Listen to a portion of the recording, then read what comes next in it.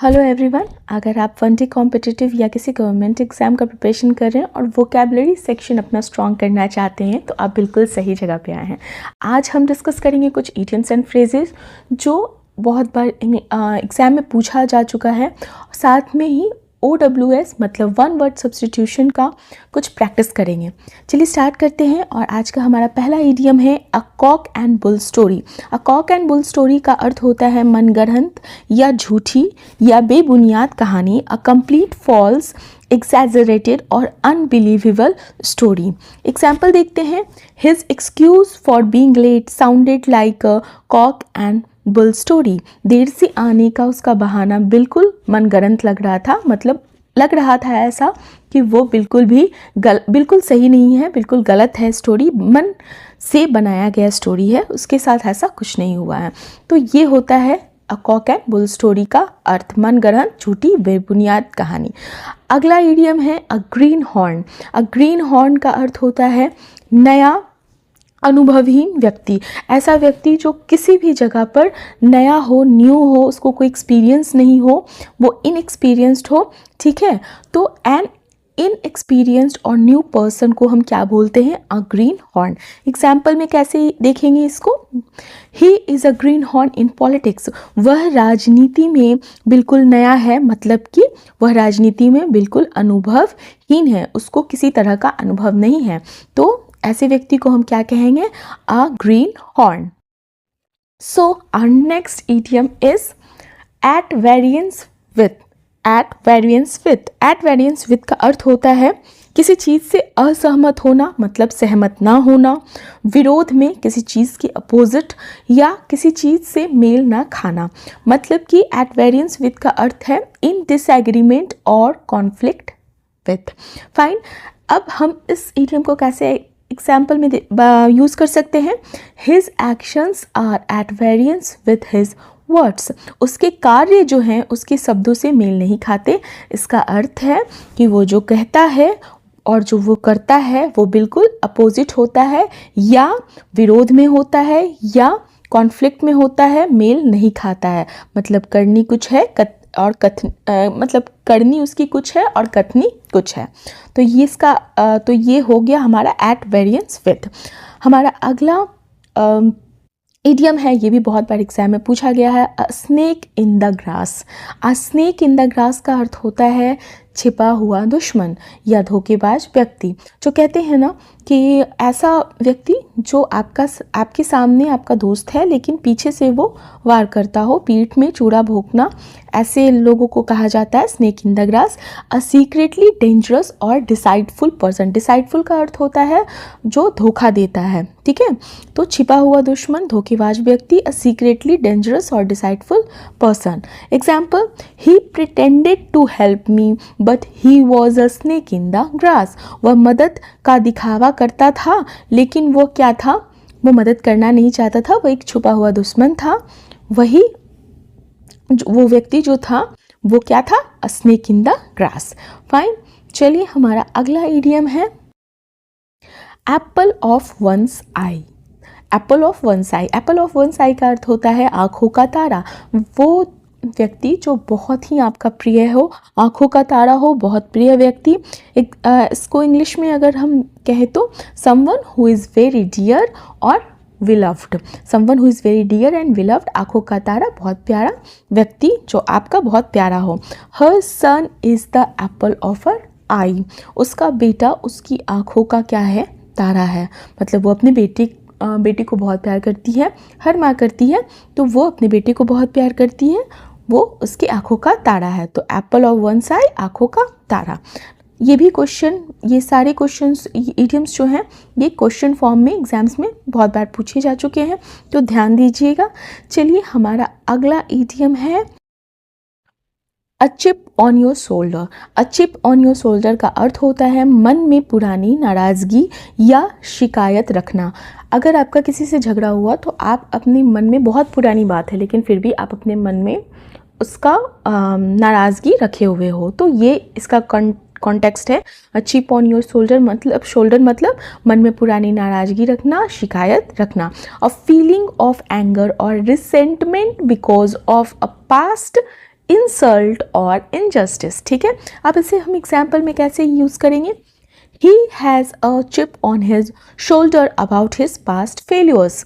वह अपनी पिछली असफलताओं को लेकर मन में नाराज़गी रखता है। मतलब क्या है कि वो इन पास्ट फेल किया होगा, फेल्योर का सामना किया होगा, उस चीज़ को लेकर वो मन में खीज रखता है, नाराज़गी रखता है। A chip on your shoulder का ये अर्थ है। तो ये हमारा इस वीडियो का लास्ट इडियम था। अब हम MCQ देखेंगे।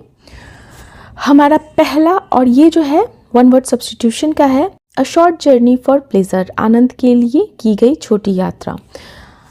ऑप्शंस में है वॉक, एक्सपीडिशन, एक्सकर्शन और पिलग्रिमेज। तो इसका सही ऑप्शन है ऑप्शन सी, एक्सकर्शन।